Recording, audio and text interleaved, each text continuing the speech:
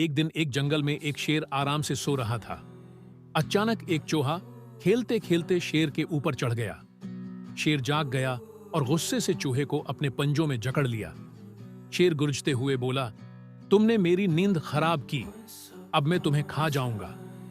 चूहा डर गया लेकिन हिम्मत करके बोला, मेहरबानी करें, मुझे छोड़ दें, एक दिन मैं आपकी मदद जरूर करूंगा। शेर हंसने लगा और बोला, तुम इतने छोटे हो, तुम मेरी क्या मदद करोगे? लेकिन ठीक है, मैं तुम्हें छोड़ देता हूं। चंद दिन बाद शेर शिकारियों के जाल में फंस गया। वो जाल से निकलने की पूरी कोशिश करता रहा मगर कामयाब ना हो सका।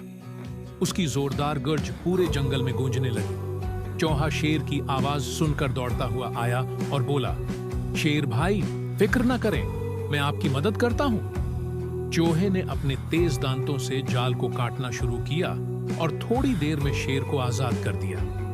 शेर हैरान रह गया और बोला, तुमने साबित कर दिया कि छोटे दोस्त भी बड़े काम आ सकते हैं। मैं तुम्हारा हमेशा शुक्रगुजार रहूंगा। चूहा मुस्कुराकर बोला, मेहरबानी का बदला हमेशा मिलता है।